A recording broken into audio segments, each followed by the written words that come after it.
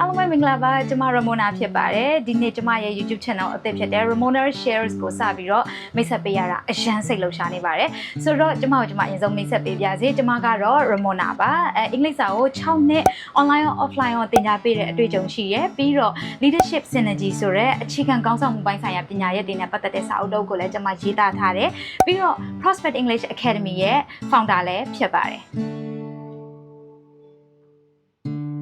Ramona Shares ကိုဘာကြောင့်လုပ်ရတယ်လဲပေါ့နော်ဒီ6နှစ်တာကာလအတွင်းမှာကျွန်မအကြောင်းသားတွေကို online ရော offline ရောအများကြီးသင်ပေးခွင့်ရခဲ့တယ်အကြောင်းသားတွေအများကြီးလည်းတိုးတက်သွားတယ်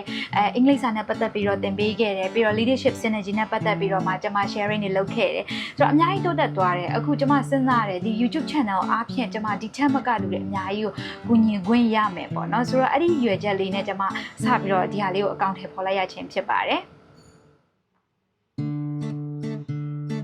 အင်္ဂလိပ်စာနဲ့ပတ်သက်တဲ့အရာတွေကို step by step အခြေခံကနေစပြီးတော့မှသင်ကြားခွင့်ရမယ်ပြီးတော့အင်္ဂလိပ်စာဆရာမဖြစ်ချင်တဲ့ဒီ beginner teachers တွေအတွက်လည်း tips ကောင်းလေးတွေကိုကျွန်မမျှဝေပေးသွားမယ်ပြီးတော့ဒီကျွန်မရဲ့ advanced spell ဖြစ်တဲ့ကျွန်မရေးထားတဲ့ course ပေါ့နော် leadership synergy ကို100%အခမဲ့သင်ပေးသွားမှာပဲဖြစ်ပါတယ်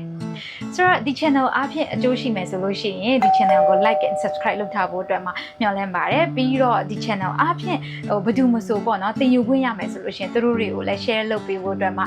ဖိတ်ခေါ်ချင်ပါတယ်ပြီးတော့အင်္ဂလိပ်စာမပြောနိုင်တဲ့နေ့ရက်တွေကိုတတ bye bye လုပ်ပြီးတော့ဒီ channel ရဲ့နောက် video clip တစ်ခုမှပြန်လည်ဆုံတွေ့ကြမယ်နော်တတ